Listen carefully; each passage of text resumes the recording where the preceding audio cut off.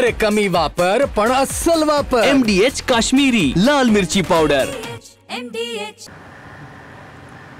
नाशिकमध्ये होणाऱ्या सिंहस्थ कुंभमेळ्याच्या पार्श्वभूमीवरती नाशिक शहरातील मुंबई आग्रा महामार्गावर असलेल्या उड्डाणपुलाखालील जे पिलर आहेत त्यांच्यावरती श्रीरामाची जीवनगाथा साकारण्याचं काम जे आहे ते सध्याची सुरू असल्याचं आपल्याला पाहायला मिळत आहे।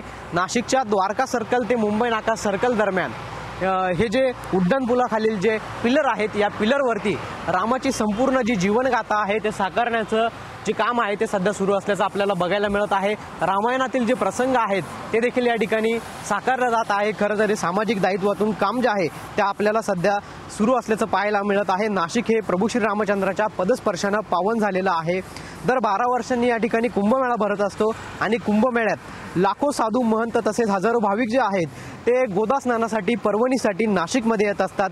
यावेळी जी प्रभू श्रीरामाची जीवनगाथा आहे ती कुठेतरी चित्राच्या माध्यमातून समजावी या हेतूनं या ठिकाणी जे आहे ते चित्राच्या माध्यमातून प्रभू श्रीरामांची जीवनगाथा साकारण्याचं काम सध्या आपल्याला सुरू असल्याचं या ठिकाणी बघायला मिळत आहे। आपण जर या ठिकाणी बघितलं तर या नाशिक शहरातील सामाजिक दायित्वातून या ठिकाणी हे प्रभू श्रीरामाची जीवनगाथा साकारण्याचं काम सध्या आपल्याला एकंदरीतच सुरू असल्याचं बघायला मिळतंय।